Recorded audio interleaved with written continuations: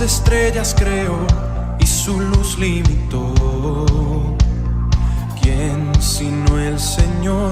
Sol y luna formó, movimiento les dio. ¿Quién sino el Señor? Hace la lluvia venir y truenos rugir. Tus obras grandes son, Dios poderoso. Tú gobiernas la creación, con tu palabra, Señor, te exaltaremos. Dios poderoso, de ti canta la creación, llenas todo tu Señor, te exaltaremos por siempre y siempre, oh Dios.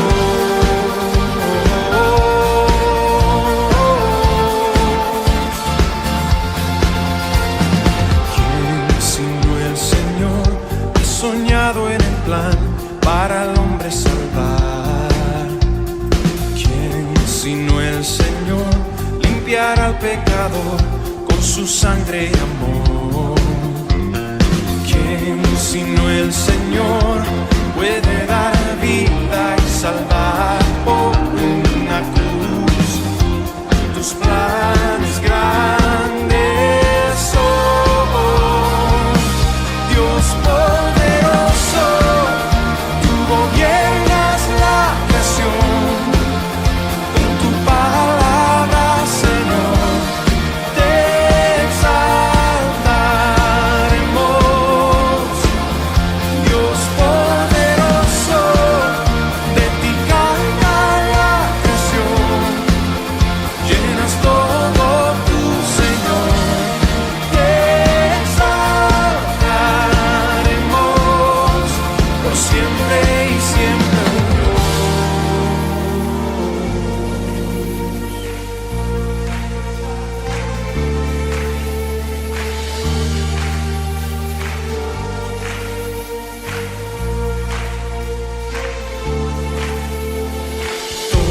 Todas las cosas vienen de ti y por ti, oh gran yo soy. Todo es tuyo y para ti, oh Señor, oh gran yo soy. Dios poderoso, tú gobiernas la creación, con tu palabra, Señor, te exaltaremos. Dios poderoso, de ti canta la creación, llenas todo tu Señor, te exaltaremos por siempre y siempre, oh Dios, te exaltaremos por siempre y siempre, oh Dios,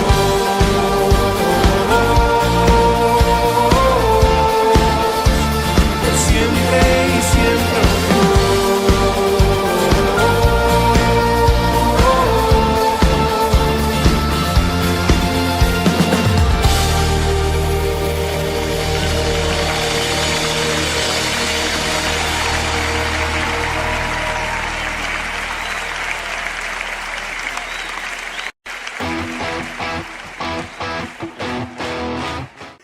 Hola, ¿qué tal, hermanos? ¿Cómo están? Sean bienvenidos a este espacio de Encuentro con Cristo. Hoy es domingo, a 16 de mayo, y estamos ya comenzando una vez más con ese tiempo que tenemos para poder escuchar la palabra del Señor, instruirnos en ella, pero sobre todo que el Señor siga transformando nuestras vidas por medio de la palabra, de la comunión con Él, la comunión con los santos, y de igual forma, hermanos, con el tiempo de oración y devocional que pasamos con nuestra familia. Pues mis hermanos amados, seguimos nosotros con el tema de hechos del Espíritu Santo, cómo el Espíritu Santo fue guiando a los discípulos, a los apóstoles, a toda la comunidad cristiana para poder llegar a ser esa comunidad tan grande que haya tanta gente únicamente porque Dios es poderoso y Dios toca vidas y corazones por medio del Evangelio, ocupando medios humanos indignos como somos tú y como somos yo. Hermanos, nos quedamos la semana pasada en lo que era compañerismo cristiano. Así que vimos que después de haber sido amenazados por su fe, tanto Pedro como Juan se disponen a ir a la iglesia para contar lo que había ocurrido. Y vemos que en vez de ir con sus familiares, con sus amigos, con sus vecinos, ¿verdad? Con gente que ellos pues podían ir más cercanos para buscar consuelo y apoyo, más bien van con su familia en la fe. La iglesia para contar lo ocurrido. Y es algo que, como ya dijimos, cada creyente debe estar supuesto a hacer. Buscar consuelo, refugio y consejo en otros creyentes maduros. Así que la iglesia entonces, lejos de pensar por qué es que me ocurren estas cosas, si estamos en el Señor, por qué nos dan persecución, ¿verdad? Ellos pronuncian en un mismo espíritu una declaración de la soberanía de Dios. Dios es el creador de los cielos y la tierra. Todas las cosas subsisten por medio de Él. Y Dios tiene cuidado de cada cosa de la creación. De igual forma tiene cuidado de la vida de cada creyente. Y si bien habían sufrido los apóstoles Pedro y Juan persecución, una noche en la cárcel y amenaza de los discípulos, en los planes del Señor, 2000 hombres, debido a su predicación, habían llegado a la fe salvadora en Cristo Jesús. Y como bien dijimos, hermanos, la semana pasada, Dios, mis hermanos, no hace las cosas arbitrariamente. Tampoco es que se le escapa nada. Todo el Señor lo permite por una causa mucho más grande de lo que podamos entender e imaginar, ya sea para su gloria, ya sea para salvación de personas, ya sea para fortalecimiento de nuestra alma, ya sea para disciplina en nuestra vida, ya sea para madurez espiritual o cualquier otro propósito que no tenemos ahora. Dios permite ciertos acontecimientos por una causa. Y mis hermanos, ¿quién más sabio que Dios para llevar todo al cumplimiento de sus propósitos que son buenos, perfectos y soberanos? Y como dice una de las 5 solas de la Reforma, solo a Dios la gloria. Y vimos entonces cómo la iglesia pasa a mencionar un pasaje de los Salmos donde se nos revela claramente cómo tanto el pueblo judío, o sea, el pueblo de Israel, como los romanos, como todos los gobernantes, se unieron a una para acabar con la vida de Jesús. Jesucristo, el enviado de Dios. Y vemos como gente perversa que acabó con una vida completamente inocente y completamente santa. Y sin embargo, a pesar de todo eso, Dios lo había permitido. Para que a través de la muerte expiatoria de Cristo, todo aquel que crea en Él no muera en sus pecados y permanezca eternamente en el infierno, sino más bien que tenga, debido a la muerte de Cristo y su resurrección, tenga reconciliación con Dios, comunión con Él y vida eterna en su presencia. Así que mi hermano, mi hermana, cuando quieras hablar de injusticia en tu vida, cuando quieras pelear con Dios por lo que te está pasando, recuerda a Cristo, el que nunca debía haber sufrido nada, porque Él es perfecto y es sin pecado. Y sin embargo, su persecución, su sufrimiento, su tortura y finalmente su muerte en la cruz resultaron en algo mucho más grande de lo que podemos entender e imaginar. La salvación eterna de nuestras almas. Hermanos, todo cumple a un propósito y espero que tu propósito delante de Dios sea darle gloria a Él en todos los aspectos de tu vida, de la misma forma como lo hizo Cristo. Así que terminamos con la iglesia orando al Señor para que pudiera hablar el Evangelio sin oposición, con denuedo. Así que lejos de amedrentarse, lejos de tener miedo, lejos de no saber qué hacer, lejos de no saber qué decir, la iglesia hace lo que toda iglesia en Cristo, toda iglesia cristiana debe hacer. Orar por valentía y por libertad para compartir el Evangelio. Así que el lugar donde están reunidos, tiembla, dice el texto, todos son llenos del Espíritu Santo y entonces con poder y guía del Señor continúan compartiendo el Evangelio y viviendo una vida en compañerismo cristiano. Y es de aquí, mis hermanos, donde comienza la predicación de esta mañana, que he titulado La vida en común de los santos. La vida en común de los santos. Y te pido por favor que inclines tu rostro, que cierres tus ojos y vamos a hablar en esta mañana para poder dar espacio y tiempo al Señor que nos dirija en el estudio. Oremos. Señor Dios y amado Rey Celestial, en esta hora te pedimos que tú bendigas una vez más tu palabra, Señor. Te pedimos que tú me uses, Señor. Te pedimos que tú nos abras el corazón y que todo lo que en esta mañana podamos aprender, Señor, sea para beneficio de nuestras almas, para que tu reino sea propagado, Señor, para que más gente que está alrededor de nuestras vidas, de nuestra familia, de nuestra casa, pueda ser impactada con el glorioso, majestuoso y poderoso mensaje del Evangelio. Porque todo, Padre Celestial y Eterno, te lo pedimos esta mañana, en los méritos de Jesús. Amén. Muy bien, mis hermanos, entonces te invito por favor a que pasemos a leer el versículo número 32 que nos dice lo siguiente. La congregación de los que creyeron era de un corazón y un alma, y ninguno decía ser suyo lo que poseía, sino que todas las cosas eran de propiedad común. Mis hermanos, la congregación o el grupo de gente de los que habían creído en Jesús había crecido tan rápidamente que ya no estaban contando gente, eran muchísimas personas. Y mis hermanos, había sido el resultado de haber orado por valor y por denuedo para compartir el Evangelio. Ellos oraron, tuvieron denuedo, tuvieron valor, el Espíritu los guió, más gente se estaba convirtiendo, de tal forma que no la podían contar. Así que la llenura del Espíritu Santo había traído como resultado más conversiones. Hermanos, es tan importante la oración en nuestras vidas, es tan importante, pero me temo que ocupamos muy poco tiempo en la misma. Y mira, mis hermanos, cuando leemos a los puritanos, y si no los has leído, léelos, a los puritanos en el tiempo de la Reforma, y vemos cuántas personas llegaban a los pies de Cristo a través de su predicación, de su compartir, de su vida ejemplar. Hermanos, es de asombrarse, es de asombrarse.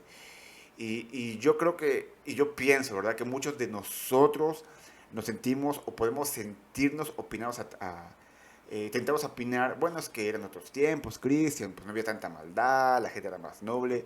No, mis hermanos, había también mucha maldad en aquel tiempo, muchísima. Pero cuando ves la vida de los puritanos y los reformadores, siempre, mis hermanos, en sus biografías encuentras una vida bañada de oración. Una vida dedicada en continuo a la comunión con Cristo. Y un constante ruego de los puritanos, los reformadores, por la vida de los incrédulos. Oraban para que ellos se convirtieran. Oraban sin cesar. Y hermanos, es el mismo factor que vemos en los creyentes del primer siglo. Estaban tan compenetrados, estaban tan unidos, estaban con tanto compañerismo, viviendo una vida en santidad, que dice el texto que todos eran de un mismo corazón y una misma alma. Su pensamiento principal era Cristo. Su propósito fundamental de vida era Cristo. Su deseo era que más personas conocieran a Cristo, a aquel Cristo que había transformado sus vidas. Así que dice el texto que la unidad de los creyentes era de un corazón y un alma. Y no solamente eso, era también un testimonio poderoso. Y mira, mis hermanos, Jesús afirmó, Jesús dijo en Juan capítulo 13, versículo 35, en esto conocerán todos que sois mis discípulos, si tuvierais amor los unos con los otros. O sea que independientemente que ellos se conviertan o no, independientemente que la gente crea en lo que creemos, ellos se tienen que dar cuenta que somos del Señor porque tenemos amor entre hermanos, entre esa comunidad de creyentes. ¿Te das cuenta? No importa si no se convierten, no importa si no creen, pero se dan cuenta que tú y yo estamos en comunión, que tenemos amor genuino por los demás hermanos de la iglesia. Algo muy importante para meditar y para llevar a la práctica. Jesús también dijo en su oración sacerdotal, antes de ir a la cruz, Él oró para que todos sean uno, como tú, oh Padre, en mí y yo en ti. Que también ellos sean uno en nosotros para que el mundo crea que tú me enviaste. ¿Qué factor iba a determinar o podía determinar, o era un factor para que el mundo vea y creyera que Jesús es el Hijo de Dios? Esa unión, esa vida en común de los santos, en el cual hay armonía y paz. Puede haber diferencias, pero se subsanan, se hablan, porque son hijos de Dios que aman al Señor. Es algo que está faltando mucho en la iglesia cristiana hoy en día. Y tenemos que pararnos a meditar en esto y a trabajar nuestras vidas. Hermanos, estaban tan compenetrados estos creyentes como iglesia, que nos dice el texto una vez más, y ninguno decía ser suyo lo que poseía, sino que todas las cosas eran de propiedad común. Hermanos, los primeros creyentes estaban preocupados por ministrarse unos a otros. No querían, bueno, el pastor está ahí, que me ministre, el hermano tiene más tiempo que me ministre, el diácono tiene más tiempo que me ministre. No, ¿de qué forma yo puedo ministrar a los demás? Una vez más, es algo que debería y debe existir en la iglesia. ¿En qué puedo yo ayudar al pastor, al diácono, al hermano que tiene, no sé, en qué puedo hacer yo en la iglesia? ¿Cierto? Así que estaban tan concentrados en cumplir, en suplir las necesidades mutuas, que no se preocupaban por gratificar sus propios deseos. Mis hermanos estaban tan compenetrados con el Señor, con ellos mismos, entre ellos mismos, que no había espacio para la envidia, no había espacio para el egoísmo, no había espacio para el yo, para el ego. Era una iglesia netamente llena del Espíritu Santo. Mis hermanos, la humildad que exhibían se derivaba de verse en relación con Jesucristo y de ver a los demás, como dice Filipenses, superiores a ellos mismos. Y te pregunto, mi hermano, mi hermana, ¿cuándo fue la última vez que le hablaste a algún hermano de la iglesia para ver cómo estaba? ¿Cuándo fue la última vez que le ayudaste a algún hermano que estaba en necesidad? ¿Cuándo fue la última vez que oraste con un hermano que tenía alguna petición en su corazón? ¿Cuándo fue la última vez que hiciste todo eso? Piensa por un momento y respóndelo en tu mente. Desafío por esa semana. Desafío, visita o háblale a algún hermano. Visítalo, ve a su casa, o háblale por teléfono. Y si tiene alguna necesidad, en amor del Señor, ayúdale. Ese es tu desafío esta semana. ¿Con quién vas a ir? No lo sé, con quien tú quieras. Óralo y ve a verlo. Y si hay algo que le puedas ayudar, ayúdalo. ¿Okay? Muy bien. Así que mis hermanos, estos creyentes de la iglesia primitiva estaban enfocados más allá de sí mismos para alcanzar al mundo perdido con la verdad del Evangelio. Así que eso les dejaba poco tiempo para molestarse con asuntos triviales, para asuntos tan carnales, porque su unidad provenía de enfocarse en aquellas prioridades que Jesús les había dejado. Número 1, amor desinteresado. Número 2, alcanzar al mundo perdido. Y solamente como nota breve, mis hermanos, ¿ok? Una nota breve. Los creyentes trabajaban como cualquier persona normal, ¿ok? No estaban de ociosos, ¿ok? Trabajaban como cualquier gente normal, pero ellos no caían en ninguno de ambos extremos que luego ocurren en nuestros días. Trabajar tanto que se descuida ese tiempo que podemos tener para compartir el Evangelio o compartir tiempo con los hermanos, o estar tan inmiscuido en la iglesia que se descuida el trabajo, se descuida la familia y no se hace nada al final. Ambos extremos están mal. Tú tienes que trabajar para sustentar tu familia sin descuidar las cosas del Señor. Trabajas para sostenerte, sostener a tu familia, ayudar a la iglesia en necesidad, o alguien que tenga una necesidad, lo ayudas y apartas tiempo con tu familia para involucrarte en las cosas del Señor, sabiendo que el sustento que tú tienes proviene de Jesús. Que eres muy trabajador, qué bueno, pero tienes trabajo porque Jesús te lo ha dado, porque todo proviene de su mano de gracia. ¿Ok? Así que mis hermanos, aquí tenemos la vida común de los santos. Y recordamos que santos, hermanos, no son aquellos que están colgados en una foto con una aureola. Santos son todos aquellos que han sido apartados para los propósitos del Señor. Y tú eres apartado desde el momento en el cual tú te arrepentiste y creíste en Cristo. Y eres apartado para darle gloria a Jesús. Eso es ser santo. ¿Ok? Muy bien. ¿Qué nos dice el texto o el versículo número 33? Con gran poder, los apóstoles daban testimonio de la resurrección del Señor Jesús y abundante gracia había sobre todos ellos. Hermanos, el gran poder de los apóstoles no provenía de ellos mismos, ¿ok? Sino que venía de la llenura del Espíritu Santo. Es más, el gran poder es cambiar a alguien de una persona muerta a viva. Tú no lo puedes hacer, eso lo hace el Señor. Pero es el gran poder del Señor. No ser tanto como milagros o sanidades, sino que una persona que está muerta espiritualmente entienda, comprenda su situación de pecador y crea en Cristo. Eso requiere gran poder. Y ese poder solamente es de Jesús, es del Señor, ¿ok? Así que fue en ese poder, mis hermanos, que ellos, los discípulos, los apóstoles, los cristianos daban testimonio de la resurrección, que era precisamente lo mismo que el concilio les había prohibido hacer. Pero esto era algo que ellos hacían continuamente. A ellos no les importaba la opinión de los demás, la opinión del concilio. Ellos querían predicar día a día la palabra del Señor, porque ellos tenían un solo amo, que es Jesús. Y lo vemos aquí, hermanos, que ellos predicaban continuamente.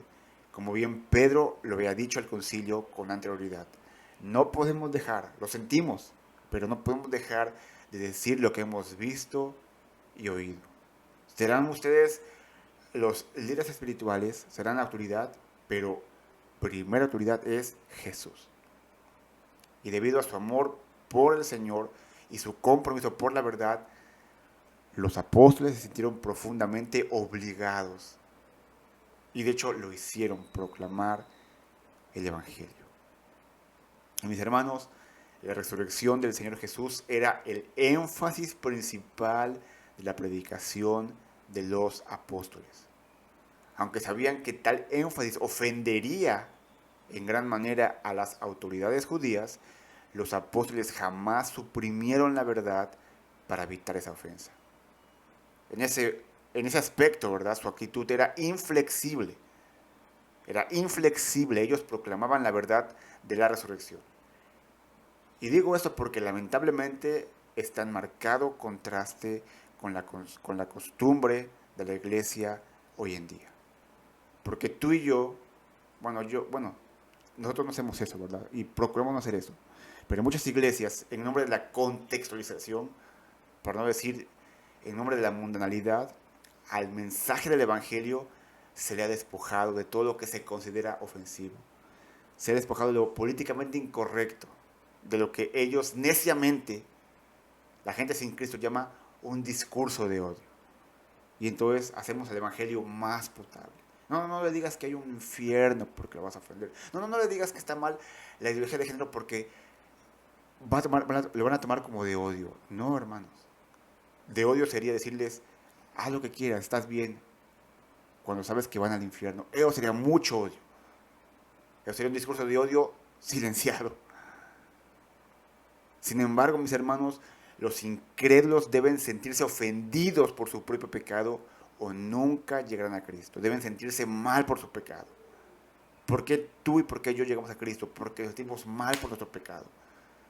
porque éramos necios en su momento, pensando que íbamos bien, pero cuando Dios nos hizo entender la verdad, nos ofendimos ciertamente, pero también nos sentimos mal, vimos lo que estoy haciendo es incorrecto y necesito redención, y esa redención es Cristo Jesús.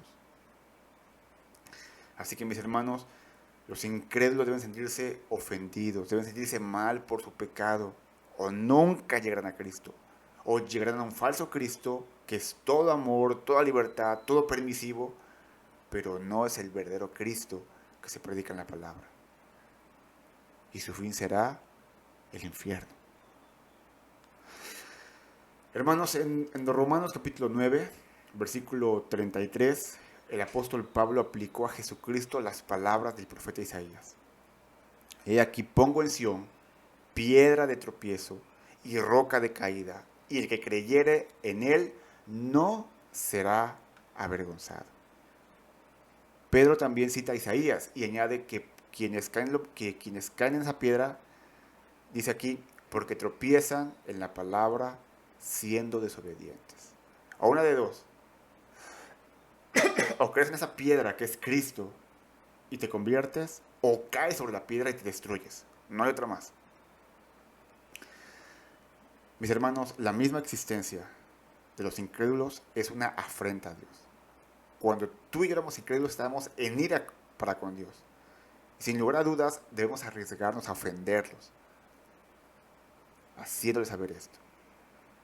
Porque ahí está la palabra, por si Dios tiene misericordia de alguno de ellos para concederles fe y arrepentimiento para ser salvos.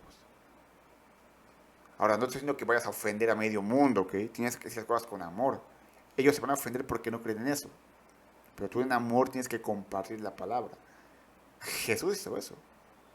Compartió la palabra y muchos se ofendieron. Pero muchos otros llegaron a Él, arrepentidos. ¿Ok? No es ir a ofender, es ir a compartir la palabra en amor.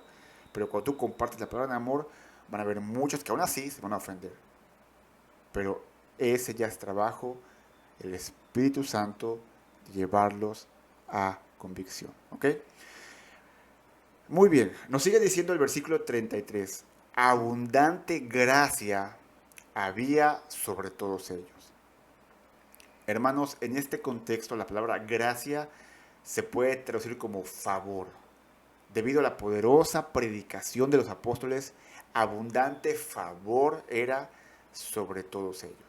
O sea, que había favor o había aprobación de las personas.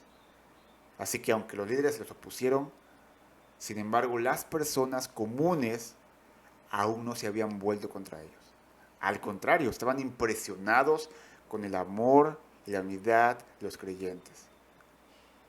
Y esto empata con lo que dijimos, que conocerán todos que sois mis discípulos, si tenéis amor los unos con los otros, si predicas el Evangelio. No estaban de acuerdo mucha gente, pero tenían respeto. Y hay mucha gente que no tiene, no cree en el cristianismo, pero tienen respeto porque ven a verdaderos cristianos actuando en consecuencia. ¿Ok?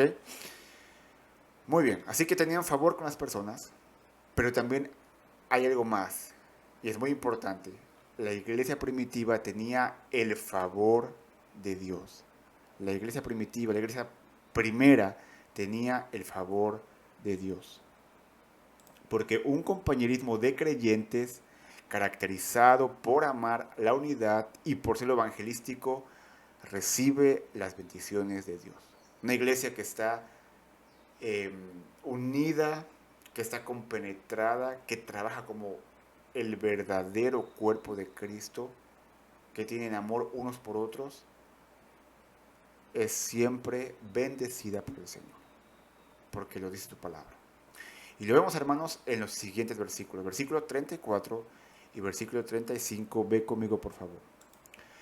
No había, pues, ningún necesitado entre ellos, porque todos los que poseían tierras o casas las vendían, traían el precio de lo vendido y lo depositaban a los pies de los apóstoles. Y se distribuía a cada uno según su necesidad. La unidad tierna y generosa de la iglesia primitiva halló una expresión práctica en compartir posesiones materiales. No era solamente decir, hermano, yo te amo, yo te estimo, yo te quiero, oro por ti. No, si bien necesidad también eran prácticos, hermanos. Versículo 32 leímos, ninguno decía ser suyo propio nada de lo que poseía, sino que tenían todas las cosas en común. Hermanos, la palabra ninguno nos muestra incluso que esta actitud era característica de todos, ya que entendían que la totalidad de lo que tenían, una casa, un coche, un terreno, todo eso poseía o era perteneciente a Dios. Y que lo que poseían era vamos a llamarle así, era un fideicomiso para él. Y puesto que todo pertenecía a Dios, cuando alguien tenía una necesidad, ellos se veían obligados en amor a usar esos recursos para suplir esa necesidad. Así que una prueba práctica del amor de un cristiano es cómo él o ella están dispuestos a sacrificarse económicamente.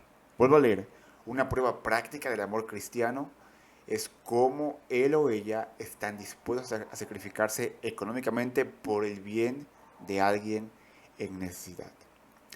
Y mira, cuando vamos a los demás libros de la Biblia, por ejemplo Santiago, él nos pregunta lo siguiente. Si un hermano o una hermana están desnudos y tienen necesidad del mantenimiento de cada día, y alguno de ustedes les dice, vayan en paz, calentaos, saciaos, pero no les dais las cosas que son necesarias para el cuerpo, ¿de qué aprovecha? Sí, hermano, voy a orar por ti para que Dios te dé trabajo. Yo sé que estás ahorita sin comer, pero Él te va a proveer, mi hermano, no te preocupes. Ve a tu casa ahora, yo voy a orar por ti. O sea, hello. Si ves que no tiene de comer, ¿por qué no lo invitas a comer? ¿Por qué le das un poco de dinero para que él pueda alimentar a su familia? Está bien que ores por él, pero ¿por qué no ser tú ese instrumento del Señor para ayudarle? ¿Cierto? El apóstol Juan lo expresa de manera más franca. El que tiene bienes de este mundo y ve a su hermano tener necesidad y cierra contra él su corazón, ¿cómo mora el amor de Dios en él? Uy, hermano, qué pena tu vida, hermano. Qué pena que no puedes pagar la renta. Híjole, estaré orando por ti. Y tienes ahí dinero para darle. Cierra su corazón. ¿Cómo puedes decir que el amor del Señor está contigo? Hermano, estas son palabras que en primera instancia me pegan a mí en mi corazón, en mi vida.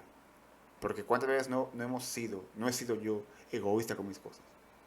¿Y cómo puedo decir que el amor de Dios mora en mí? Hermanos, en verdad que esta predicación sea de mucho ánimo, de mucho desafío para nuestras vidas. Muy bien, ahora veamos, hermanos, el contexto de las cosas de este siglo, de esta iglesia, ¿verdad? Primer siglo.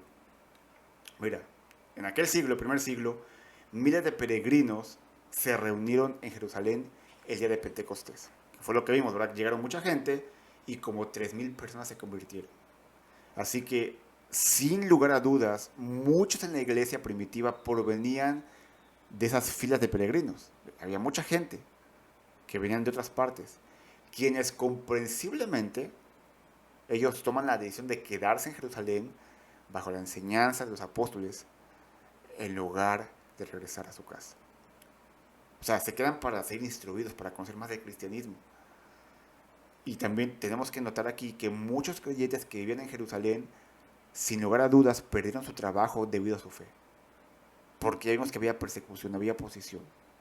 Así que en la iglesia, o que la iglesia, mejor dicho, supliera todas esas necesidades, muestra la profunda o la profundidad del amor mutuo de esos creyentes. Así que tal cuidado y colaboración fue un poderoso testimonio para su comunidad y para la comunidad que no creía en Cristo. Y volvemos a leer el texto. todos los que poseían heredades o casas las vendían y traían el precio de lo vendido y lo ponían a los pies de los apóstoles.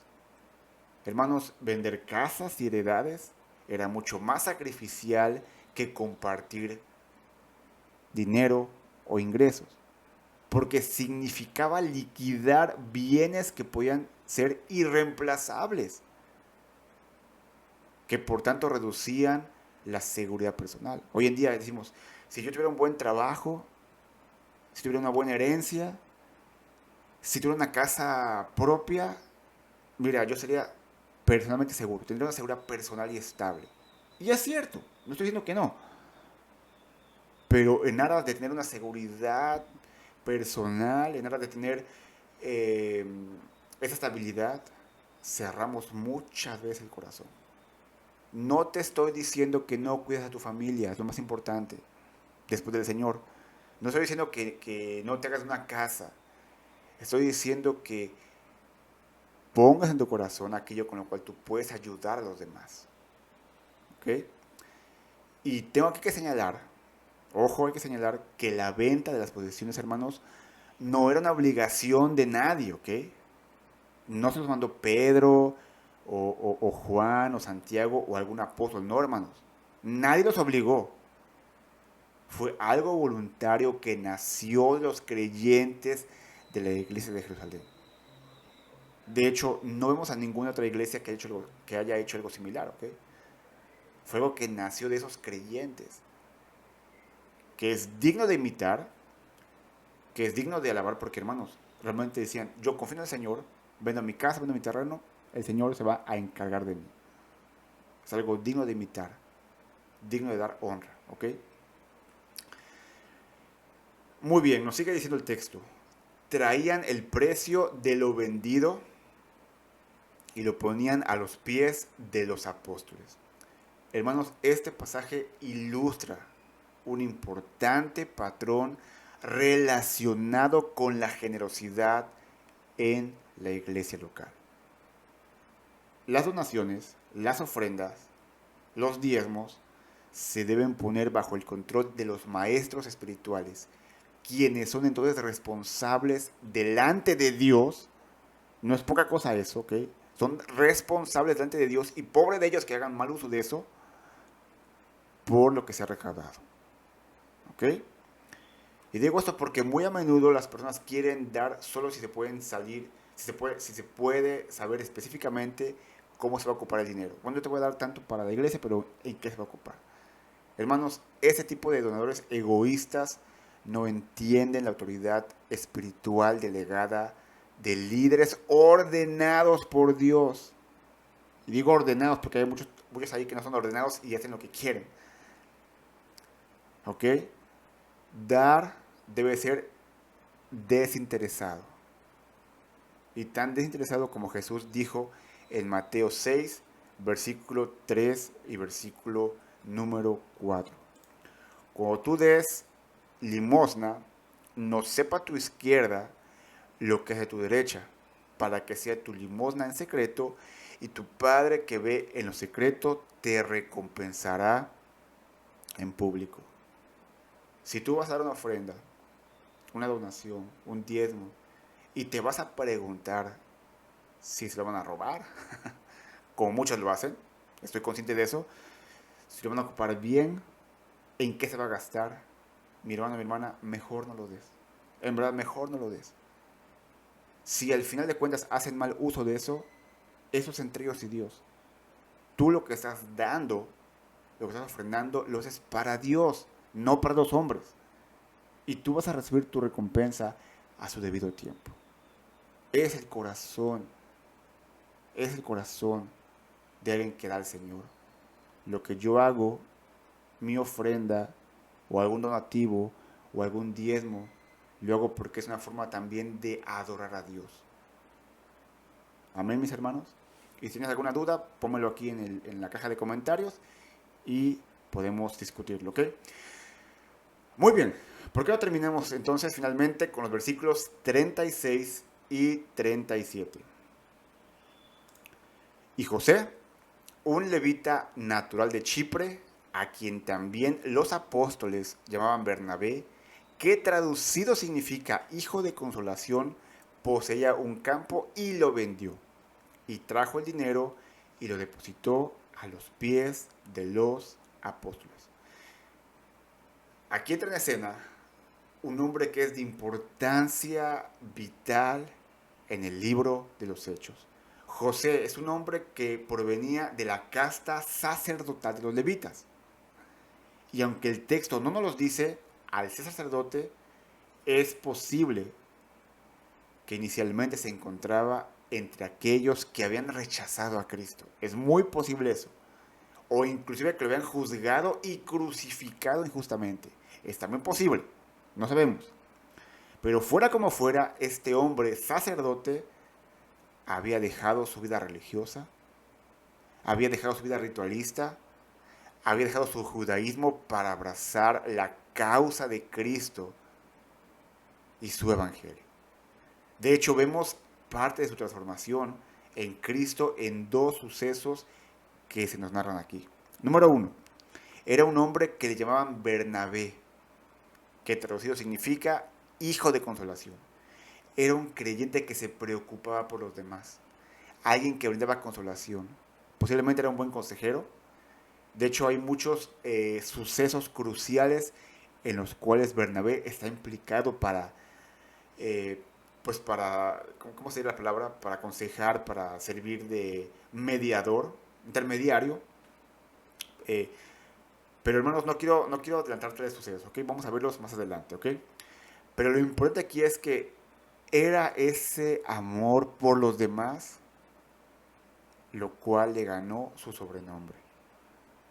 Y número 2, también podemos ver que tenía una propiedad, un terreno, la cual vendió sin reservas y le dio toda la ganancia a los apóstoles para repartirlos a los necesitados. Y lo interesante es que pudiéndose quedar Bernabé con una parte, porque bueno, me quedo con una parte para mi sustento, y lo demás a la gente que no tiene. No, hermanos, prefirió darlo para los santos en necesidad. Hermanos, estas son algunas de las marcas de un santo transformado por el Evangelio, de un cristiano, en el cual su confianza no está en las cosas materiales, sino en la provisión de Dios. Bernabé dio por amor absoluto, no para llamar la atención hacia sí mismo, sino por la simple bendición de dar. Hermanos, Bernabé representa a muchos otros que dieron de manera sacrificial y es un ejemplo digno de imitar. Porque él apunta a Cristo que dio todo sin reservas. Así que esta es la vida común de los santos del primer siglo.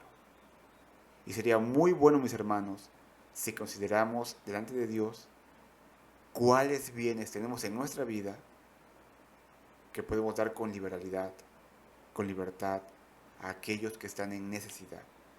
Y de esa forma poder abrir una puerta para compartir el Evangelio a los que no son creyentes.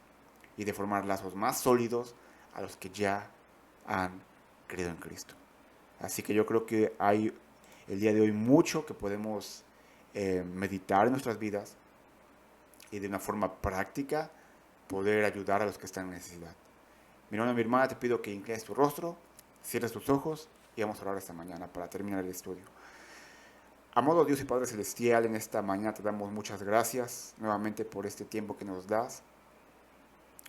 Y Señor, te pedimos que tú nos perdones nuestros pecados cuando hemos tenido en nuestra posesión bienes materiales que no hemos dado, Señor, que hemos cerrado nuestro corazón.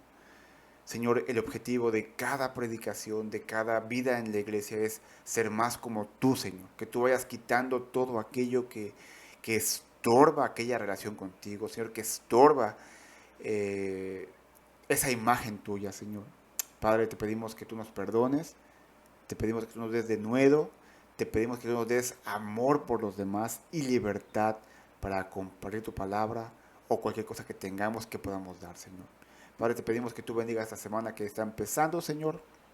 Y Padre, tú sigue renovando nuestras mentes, nuestros corazones a la imagen de tu Santo Hijo Jesucristo. Porque todo, Padre, te lo pedimos en el nombre de Cristo Jesús. Amén. Pues mis hermanos, pues estamos en esta hora despedidos. Que Dios me los bendiga mucho. Buenos días.